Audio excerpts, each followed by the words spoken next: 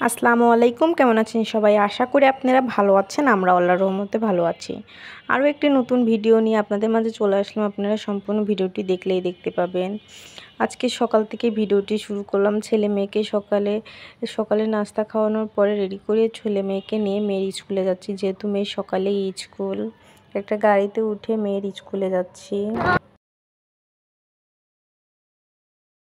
মেয়ের স্কুলে পৌঁছে গিয়েছি, ছেলে মেয়ে সিঁড়ি দিয়ে উপরে উঠে যাচ্ছে। আমার মেয়ে তার ক্লাসরুমে চলে যাচ্ছে, তার পিছনে পিছনে আমার ছেলেও যাচ্ছে আপুর পিছনে।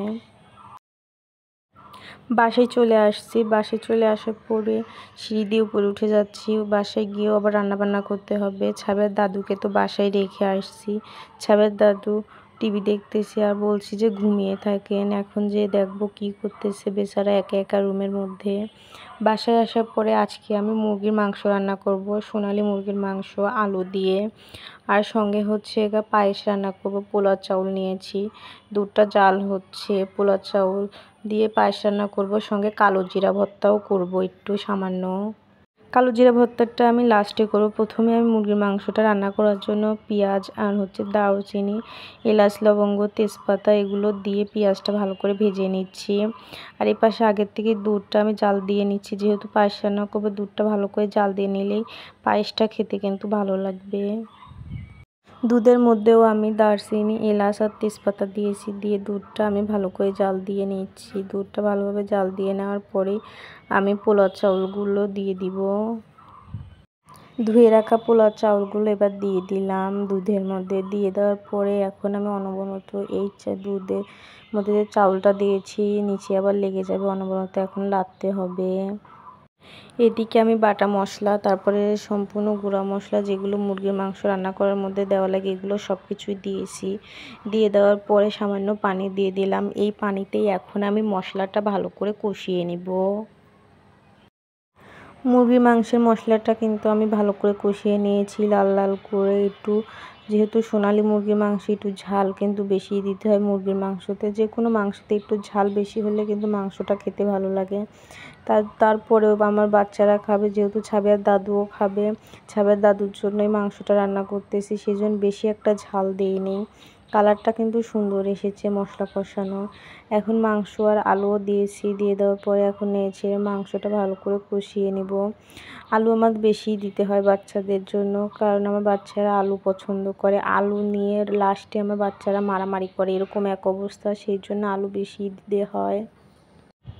মাংসটা কিন্তু আমার অলরেডি কষিয়ে নেওয়া হয়ে গেছে, ভালোভাবে মাংসটা আমি কষিয়ে নিয়েছি। এখন আমি পরিমাণ মতো পানি দিয়ে দিব। আর এই পাশে দুধের মধ্যে যে চাউলটা দিয়েছি প্রায় ফুটে উঠেছে চাউলটা। আর একটু লাড়তে হবে, আর একটু লাড়লেই চালটা ভালোভাবে ফুটে যাবে, সিদ্ধ হয়ে যাবে চালটা।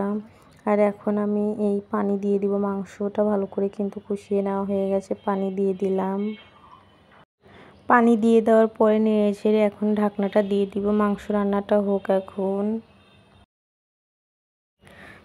পায়েসের চাউলটা কিন্তু ফুটে গিয়েছে, এখন আমি টেস্ট অনুযায়ী চিনি দিয়ে দিব। যে যেরকম মিষ্টি খান সেই অনুযায়ী চিনি দিয়ে দিবেন।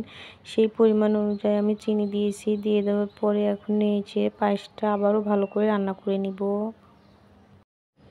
মুরগির মাংসের তরকারিটা রান্না আমার কমপ্লিট হয়ে গেছে, এখন নামিয়ে নিব। সামান্য জিরার গুঁড়া আর গরম মশলার গুঁড়াও দিয়েছিলাম। পায়েস রান্নাটাও আমার কমপ্লিট হয়ে গেছে, এখন নামিয়ে নিব। পায়েসটা বাটিতে ঢেলে নিব। মাংস রান্নাটার কালারটা কেমন হয়েছে আপনারা কমেন্টে জানাবেন। আর এদিকে পায়েস রান্নাটাও কিন্তু কমপ্লিট হয়ে গেছে, দেখতেই পাচ্ছেন। পায়েসটাও এখন আমি বেড়ে নিব। লাস্টে এখন কালো জিরা ভর্তা করব, সেজন্য কালো জিরাটা ভালো করে ভেজে নিচ্ছি, তারপরে পাটাতে বেটে নিব। অনেক দিন কালো জিরা ভর্তা খাওয়া হয় না, আজকে মনে হলো একটু কালো জিরা ভর্তা করি। কালো জিরাটা ভেজে নেওয়ার পরে পাটার পরে বেড়ে নিয়েছি, তারপরে পেঁয়াজ, কাঁচামরিচ আর রসুন ভেজে নিচ্ছি। পেঁয়াজ, কাঁচামরিচ, রসুনটাও ভেজে নেওয়া হয়ে গেছে, নামিয়ে নিব। কালো জিরাটা তো আমি আগেই গুঁড়ো করে নিয়েছি। কালো জিরাটা আগে গুঁড়ো করে নেওয়া লাগে, না হলে ভেজা পাটাতে গুঁড়ো করলে হয় না। ওগুলো গুঁড়ো করে নেওয়ার পরে তারপরে পেঁয়াজ কাঁচামরিচ রসুনটাও বেটে নিয়েছি, বেটে নেওয়া হয়ে গেছে। এখন কালো জিরার সঙ্গে এগুলো ভালো করে মিক্স করে নিব। মিক্স করে নিলেই আমার বেটে নেওয়া কমপ্লিট হয়ে যাবে। এভাবেই কালো জিরা ভর্তা করি। আর কালো জিরা ভর্তা আপনাদের কার কার পছন্দ আমাকে কমেন্টে জানাবেন। কালো জিরা ভর্তা কিন্তু খেতে ভালোই লাগে। অনেক দিন পর আজ কালো জিরা ভর্তা করলাম। কালো জিরা ভর্তা করে নেওয়ার পরে ওই পাটাতে আমি ভাত মেখে খাচ্ছি। এরকম অভ্যাস কার কার আছে যে কোনো ভর্তা করার পর পাটাতে ভাত মেখে খান? আপনারা আমাকে কমেন্টে জানাবেন। পাটাতে কিন্তু যে কোনো ভর্তা করার পর পাটাতে ভাত মেখে খেতে কিন্তু ভালোই লাগে। এদিকে আমি গোসল করে কাপড় মেলে দিয়েছি, কিছু কাপড় চোপড় ধুয়েছি বাচ্চাদের জন্য, এগুলো বেলকনিতে লেড়ে দিয়েছি। দেখি ছিটেফোঁটা বৃষ্টি হচ্ছে, বারান্দার পর থেকেই দেখতেছি ছিটেফোঁটা বৃষ্টি। আমার শ্বশুর আসার পর থেকে এরকম বৃষ্টি হচ্ছে, ছিটেফোঁটা আবার জোরেও হচ্ছে, আস্তে হচ্ছে, এরকম বৃষ্টি হচ্ছে একটা। আবার যে পরিমাণ গরম পড়ছে, বৃষ্টি হচ্ছে জন্য বাড়িঘর একটু ঠান্ডা আছে, রুমটা না হলে প্রচুর গরম। এখন আমার শ্বশুরকে খেতে দিব, টেবিলের পরে বেড়ে নিয়ে এসেছি। আমার শ্বশুর নামাজ কালাম পড়ে নিয়েছে, এখন আমার শ্বশুরকে খেতে দিব। আজকে রান্নাবান্না করলাম মুরগির মাংস, কালো জিরা ভর্তা আর পায়েস।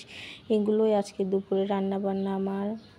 ছাবের দাদু নামাজ পড়ে আসার পরই ছাবের দাদুকে খেতে দিয়েছি, আর ছেলে মেয়েকেও খেতে দিয়েছি বিছানায় পড়ে, ওরাও খাচ্ছে ওর দাদুর সঙ্গে। আজকের মতো ভিডিওটি আমি এখানেই শেষ করলাম। আল্লাহ হাফেজ।